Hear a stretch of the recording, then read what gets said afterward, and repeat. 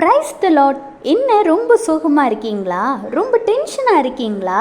உங்களுடைய இருதயம் உங்களுடைய சூழ்நிலை நிமித்தம், போராட்டங்களின் நிமித்தம் ரொம்ப வேதனையில் இருக்கா? கவலைப்படாதீங்க.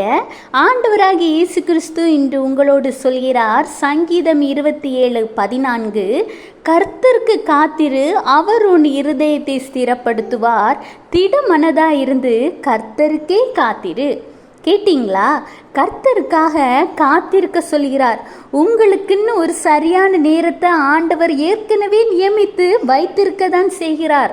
ஆனால் அந்த நேரம் இதுவல்ல. அந்த நேரத்திற்காக காத்திரு. அப்பொழுது ஆண்டவராகிய இயேசு கிறிஸ்து உன் இருதயத்தை ஸ்திரப்படுத்துவார். நீங்கள் ஆண்டவருக்காக காத்திருக்கும் பொழுது ஆண்டவர் உங்களை எப்படி ஸ்திரப்படுத்துவார் என்று தெரியுமா? ஏசாயா 46:4 சொல்கிறார், இனிமேலும் நான் ஏந்துவேன், நான் சுமப்பேன், தப்புவிப்பேன்.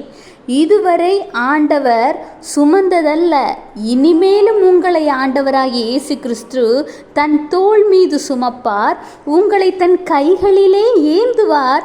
உங்களுக்கு எதிராக வருகிற எல்லா பொல்லாத சத்ருவாகிய சாத்தானின் கிரியைகளிலிருந்தும் மனிதனுடைய கிரியைகளிலிருந்தும் தப்புவிப்பார். எனவே கர்த்தருக்காக காத்திருங்க.